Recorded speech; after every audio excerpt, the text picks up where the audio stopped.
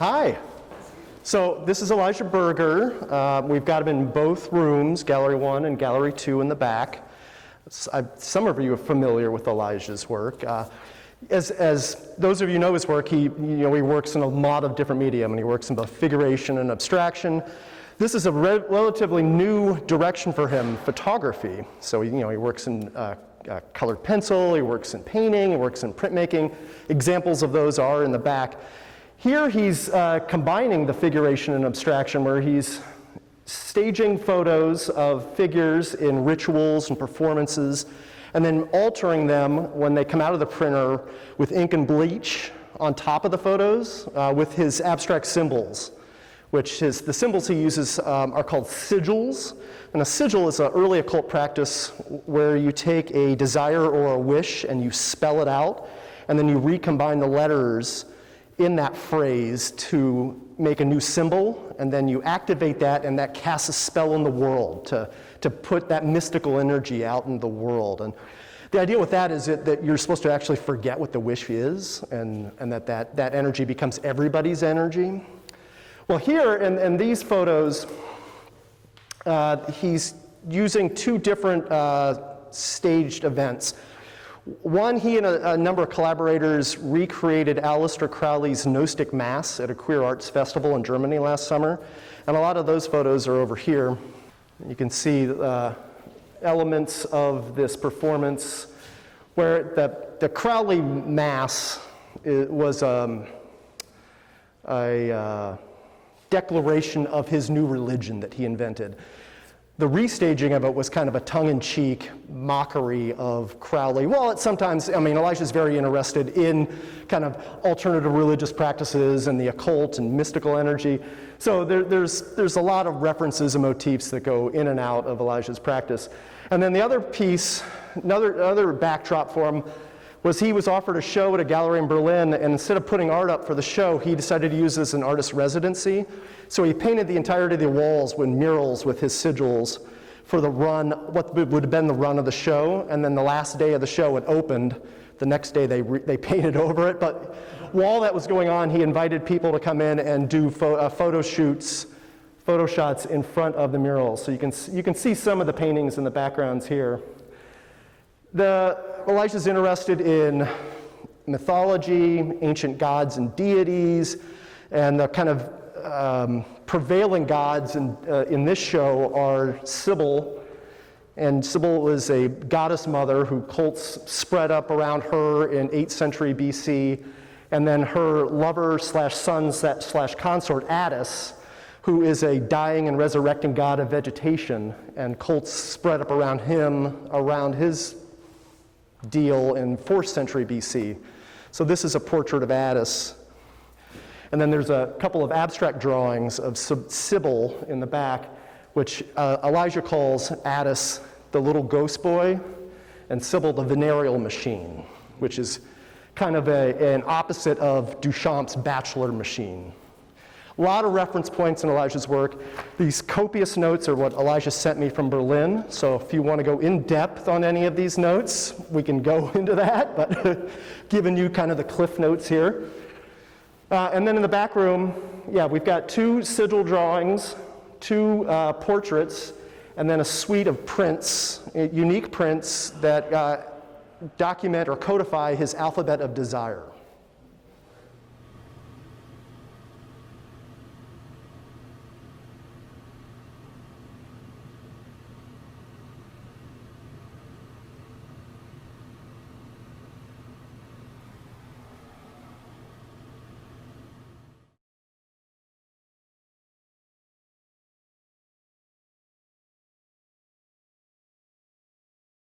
I'm originally from Miami, Florida, so I've been living in Chicago for about 12 years, something like that. My practice, as you can see, is largely focused in the realm of textiles. So I do a lot of digital jacquard weaving, I do a lot of sewing, a lot of hand embroidery and machine embroidery, a lot of quilting, all of those processes. But largely, I always start off essentially in my sketchbook, and I start off with like painting and drawing. I make small painting and drawings that are based off of the things that I'm observing. So usually I love, obviously like anyone else, I love traveling and I love documenting the new experiences that I'm going to see. But in the last 6 months, haven't been really going anywhere, just in my own neighborhood. And so a lot of the work in here really began from June up until right now, September. Pretty much everything in this gallery, as well as what we'll see over there. And yeah, I was spending a lot of time walking in my neighborhood. So I live in West Humboldt Park, very West Humboldt Park. So I was just doing walks every day, had a lot of free time on my hands. I was exploring the neighborhood. I'm new to that area. And I just started picking up things that I was seeing. I started observing the houses and the plants and the flamingos on people's lawns and fake flowers, things like that. We can move a little bit this way if you want to follow me. I'm very interested in using cyanotype printing as a process of capturing things that I see in my life and things that I collect. So is everyone familiar with cyanotype printing? It's like the process of kind of making photograms, almost using the sunlight to make an imprint of a physical object. So I started making and using cyanotype prints in my practice to document those like little pieces of pebbles that I was collecting, grass from my garden that I have in my home and on my deck, and just collaging them and layering them. I also started basing a lot of my drawings and my paintings around the flowers and landscape that is in my neighborhood. A lot of homes are in kind of disarray. Sometimes the shingles are falling off of houses, different things like that. And so I try to mimic that through acts of bleaching and acts of dyeing and acts of tearing and then reconstructing. And so it's kind of a back and forth between a lot of that layering and rebuilding of different processes. I also oddly got really into drawing fish. And I think it's very much because I felt like a fish out of water, to say it in other words, or I felt very numb. I think like the expression that fish make, they just don't know what's going on. They seem really like, and I really liked that gesture, and I liked throwing that fish into a scape of flowers and happiness and prairie fields, things that are escapists, things that make us feel good. And that became a big part of my summer also, right? So going around in my neighborhood, walking through prairie fields, going hiking in the Midwest. And that became a big part of my collection. And so I started collecting different grasses. I'm very obsessed with buying roses just to make myself feel better. I also got married this summer during COVID. And so I started collecting flowers through that, and I actually started collecting flowers from other people's weddings. And so it's meant to be a little bit somber, right? Because it's sort of about an experience that didn't really get to happen. And so this was a little bit of a move away from the wall and into the kind of installation realm and that action of collecting. But yeah, some of the pieces are... Is this a piece in the show or just part of the environment of the show? It is its own piece. It does... yeah, but it's almost like a site installation, I would say. Yeah, and we can go into the other gallery too. It's kind of a bit of a transition because it's a lot more about the collecting aspect. So this was, yeah. So this is actually the color of part of my home. So my home is, I live in a diner, in a 1960s diner that's been renovated. And so I live upstairs and my studio's downstairs. And this is the color of that glazed brick that's in our diner. And we actually have these really traditional style like coat hooks. And during the summer, I actually started collecting all of these flowers and hanging them in this way. And so I really wanted to recreate that in this gallery space. And that's why it's kind of got that warm prairie kind of feel. And then this piece here is like a quilted element of all of the different things that the ephemeral things that I was collecting over the summer, and I turned them into two really large cyanotype print sheets on fabric that I then spent a lot of time cutting apart, stitching back together.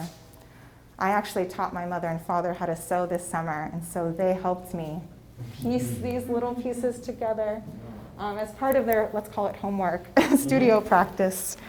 And then I assembled the piece and framed it in this way, and you can kind of see these little moments of fish hooks here.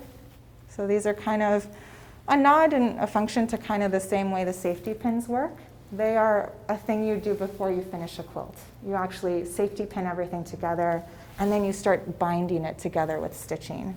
And so this is almost like an incomplete quilt. And the fish hooks are kind of a nod to the feeling of the fish face over there outside, but also a feeling of just being lured into something that a state that I didn't want to be in. And I think that is a representation of the summer, of this whole quarantine, COVID, isolation experience. That is also a fish word, lure. Lure, exactly. Like being, sort of snagged into something you're not interested in. I also like the fact that it's just kind of slightly dangerous. I've actually caught myself several times with this piece, which I think is pretty funny.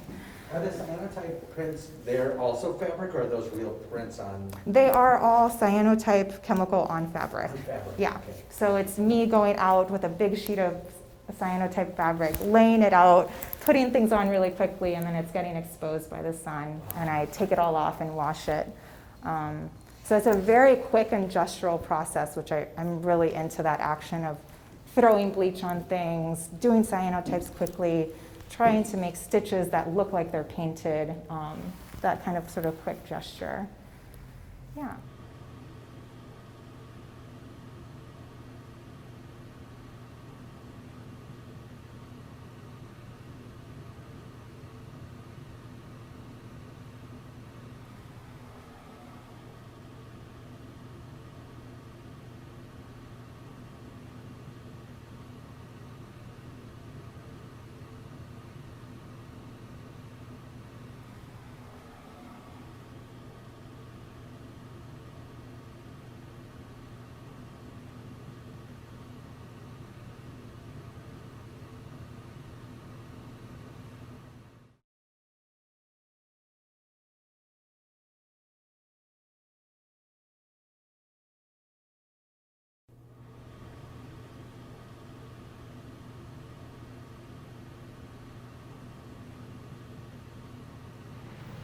Welcome to Document. So I want to talk about this exhibition, which is our third show with Erin J Nelson.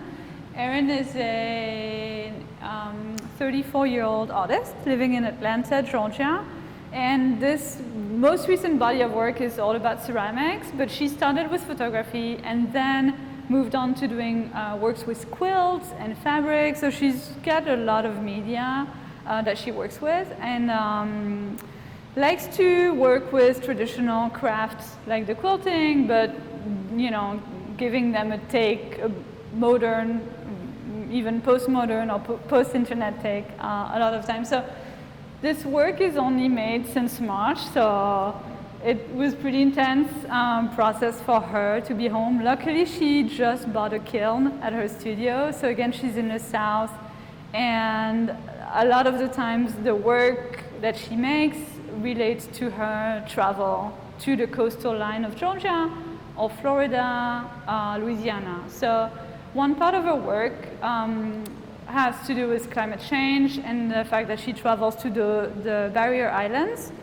where landscape often is disappearing in the oceans. So she'll travel there and gather specific elements that are really insignificant, like a small shell, a piece of wood, takes a photograph of a puddle, and incorporates that into the ceramics. So in some cases, like this one, you can see there's an underneath print that is a print that we made here before sending it back to her, and then she sends back the work. So she printed the imagery that's in the background on organza, which is a type of silk that's really thin, and incorporates that in the ceramic.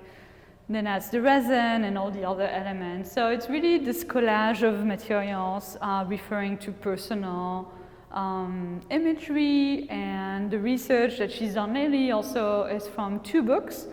One book that's from the 40s, ethnography, cultural explanation about indigenous folks in the South, so kind of problematic ideologies seen with our eyes now, and another book which is from more botanical material, which is a book of invasive aquatic species. So work has, this kind of microorganism slash mold interest, very animal, human shapes. We don't really know if they look like organs. So she's really creating almost another species with the medium. The medium, I think, also is very hybrid and almost its own thing. In this case, you see the two black and white photographs have that book of invasive species.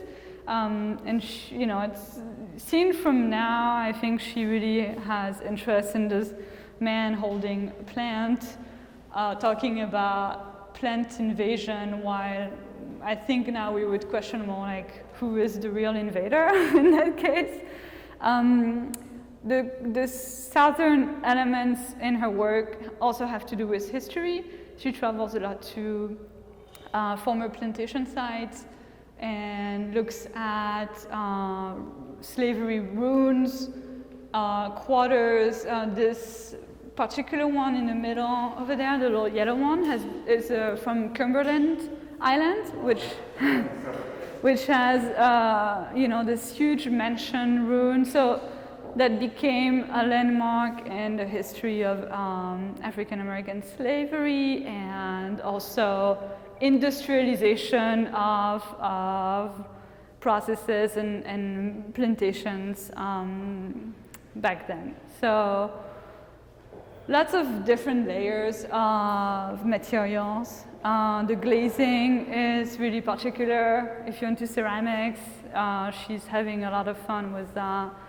The previous body of work that we showed at Document was about a whole narrative and fiction she wrote about an octopus from the point of view of the octopus. So again, this kind of like disconnecting from the human point of view in order to try to talk from another species perspective. Yeah.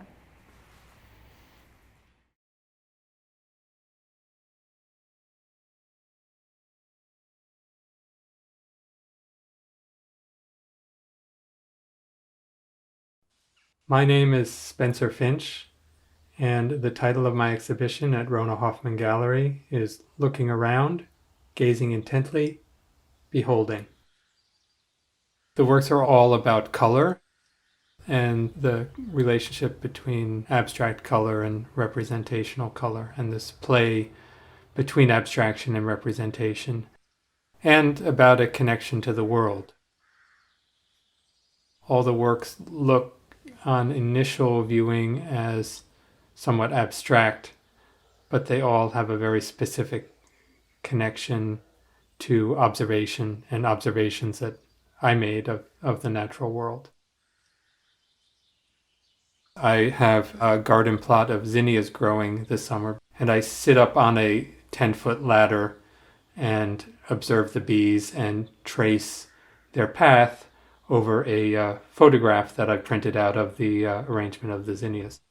There is this artistic activity of giving up the compositional control to nature. It's in some ways like an automatic drawing because the bee is making the drawing. It's not me that's making the drawing. So the composition is decided by the bee, both in terms of the root, the line, and the color of the flowers.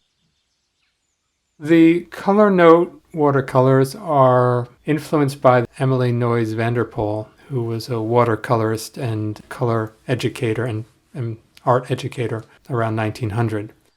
So I was thinking about her observations, about her color notes, and then was also thinking about haiku and the rules of haiku, how it's 3 lines and 17 syllables, and always related to a season. I mean, it's something I would normally do anyway, is just sort of remark on colors that are interesting or unexpected or beautiful together. And now instead of just sort of remarking, I photograph them with my phone and then go back and make the watercolors later. I really want the picture to come together in the viewer's mind. The haiku works are based on readings with a colorimeter, which is a color light meter. So what I do is I will measure the light in a particular place, and then when I'm back in the studio, I put filters over fluorescent lamps to match those exact readings that I made at a location. So basically it's a picture of a landscape using the light rather than a pictorial element. There are 17 different colors or 17 different filters following the 5-7-5 syllable arrangement of haikus. So I use that structure to create the combination of different lights that form a specific average color of light that matches the light of the place that I measured. And like haikus, each of these is seasonal. So each one is based on a particular season and connected to that season. And so when you stand in front of that work, you are in the same light that I was when I made the measurement. The gutter drawings arose out of the color note drawings, and I started thinking of this idea of the gutter as being so sort of abject, at the same time these beautiful colors being mixed there. I tried lots of different things and then kind of hit on this kind of corny idea of a sort of rainbow form and that connection between the gutter and the sky, and that it feels a little bit like rain washing down a gutter and mixing the color. There's a paradox present in the work, the impossibility of representing something clearly while at the same time a really strong compulsion to represent the world and to share it in some way. And I think that sharing of the images is less about communication. So it's not like I have some feeling that I'm trying to communicate through the work to a viewer. It's more to slow the viewer down and to sharpen the viewer's observation skills and to inspire viewers to look at the world more closely.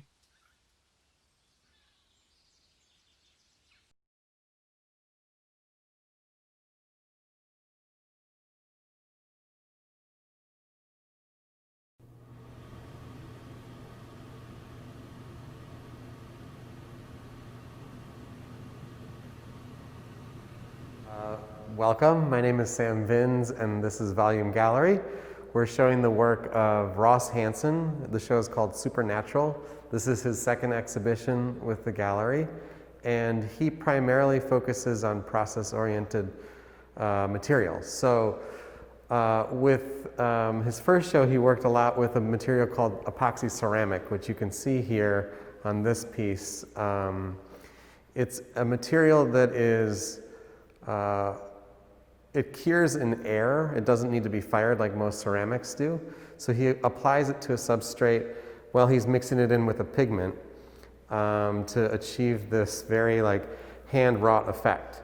And then once it cures, sometimes he leaves it as is, and other times he will sand it down to create a surface that looks something like a stone surface, but it's actually this epoxy ceramic surface. So with this show, he's using this material, but he's starting to incorporate other materials into his practice as well. For instance, in this piece, it's a burl. Mappa is the type of wood.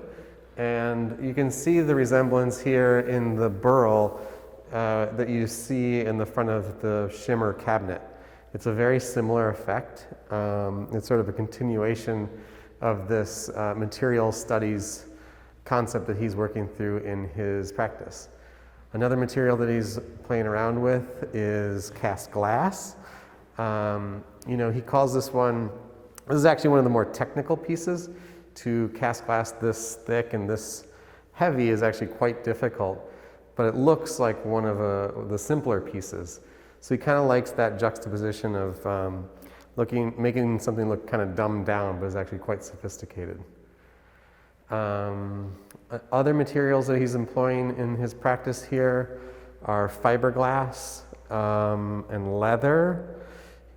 These two kind of materials allow him to express the interior structure of the work, which is something that he was interested in with this show as well. And in this one, for instance, he's taking what is kind of like a 20th century trope of furniture, a live edge wood piece, and encapsulating it in this ceramic epoxy that he's using. So Ross also was trained first as an interior, or as a landscape architect, and then went to grad school for 3D design. So with these pieces, he's also kind of delving into that idea of landscape as presenting these pieces in a landscape. He's also doing that by incorporating the plants and the planters, which involves the fiberglass component of the substructure for the epoxy ceramic. With Ross's background in landscape architecture and design, he planned this exhibition to include different types of plants in these planters that he's designed. And these are meant to be used in functional pieces that can be indoors or outdoors. It should be mentioned that all these pieces are functional. You know, this is a cabinet that's meant to be used as a cabinet. This is a credenza that's meant to be used as a credenza. This is a coffee table that's meant to be used as a coffee table. This is a bench or coffee table. These are chairs that function and are quite comfortable. So what we do here oftentimes at Volume Gallery is show work by young designers and architects that we allow them to express their design language to create these functional pieces. So that's a little bit about Ross Hanson's Supernatural.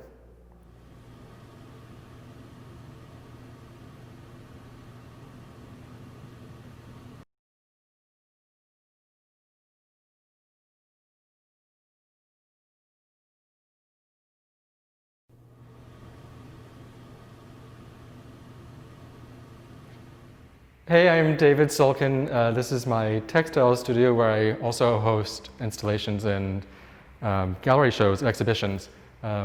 This show is called Untitled, The Wars in Lebanon by artist Rami George. It sprang up very quickly a few weeks ago, after the explosion in Beirut.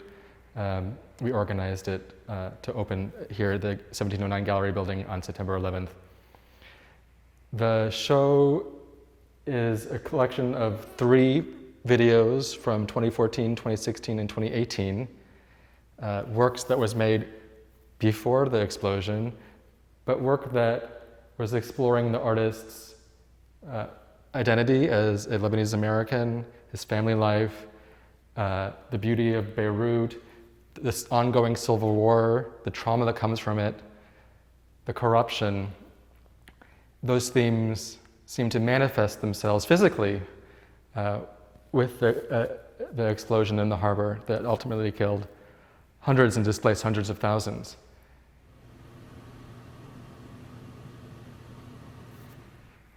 Themes in these videos seem familiar to a lot of people. I've really enjoyed the conversations that have arisen, especially with the ephemera installation that the artist has built around and in support of the video works. We see images of his family, of his mother, travel documents, immigration documents, and other various ephemera that relate to his experience in Lebanon.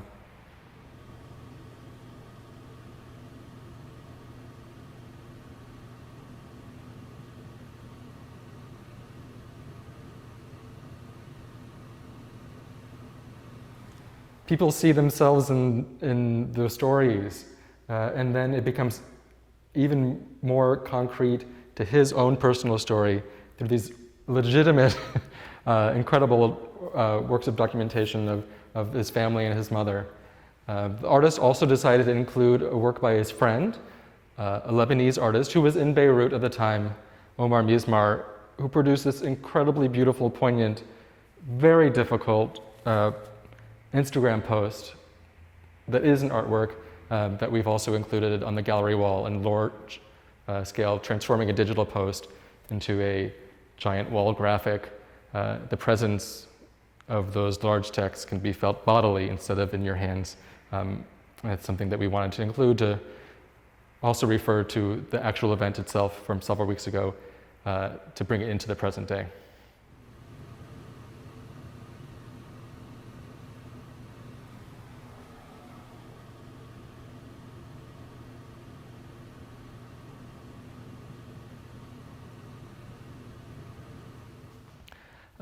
So while this show sprang out of necessity in the moment of the event of an explosion, the work is about all the underlying themes of corruption and trauma by the citizens of Lebanon that led up to that moment.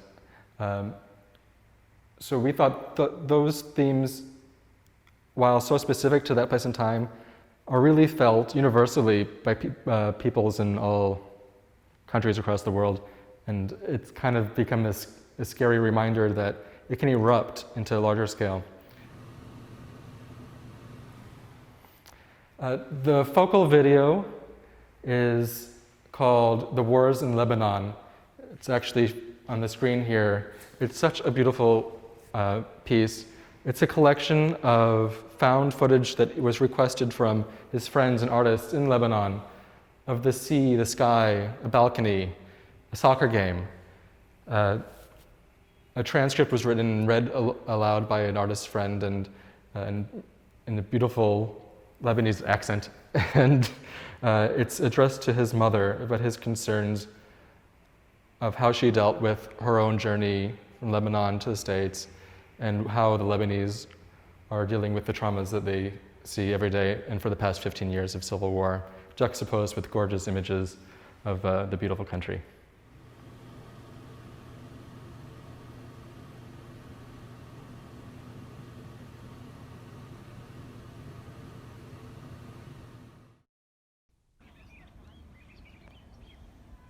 I learned of the separation of East and West with a color, green, named for the vegetation that grew in between, and of the checkpoints to inspect identifications, documents that by default listed sect, thus determining fate.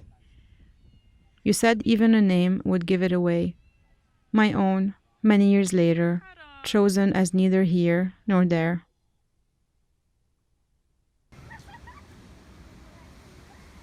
I learned of the many dead, injured, displaced, and still missing, of the endless numbers still not officially accounted for.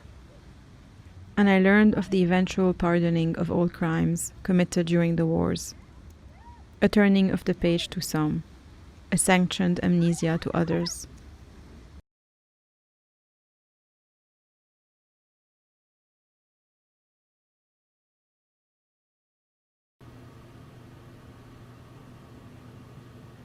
Hi, my name is Jefferson Goddard. Welcome to Aspect Ratio. Aspect Ratio has been in business for 8 years. We've been located for 3 years at 864 North Ashland, and previously we were in the West Loop at 119 North Peoria. Today, you get a chance to have a virtual look at Chicago-based artist Iris Birnbaum. Originally from Ohio, she received her BFA from the School of the Art Institute and her MFA from Columbia University in New York. This show is Petite Mort. A lot of the works here were made during our quarantine time and deal with issues in that. These 3 works behind me to begin with are Death Spiral.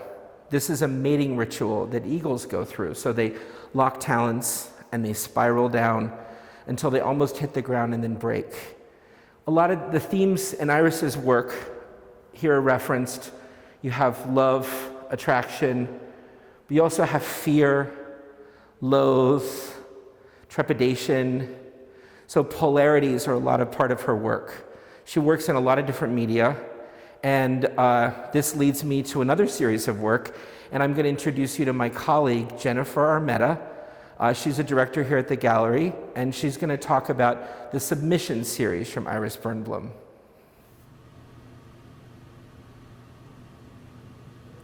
Hi, my name is Jennifer Armetta, and I would like to introduce you to a piece of Iris's work titled Submissions. Last March, Iris was painting live models in her studio, a body of work she referred to as naked therapy. Upon lockdown, however, Iris began to wonder if people would submit photographs of themselves in an effort to continue this work. One social media post later, with a promise to conceal identity, garnered over 75 submissions, 50% of whom Iris did not even know. As Jefferson explained, sensuality and sexuality are common themes throughout Iris's practice. What makes this work interesting is the amount of trust oftentimes complete strangers placed in Iris's hands. Is this because we are desensitized by social media, or is it more a matter of people needing to be seen in a time of great isolation?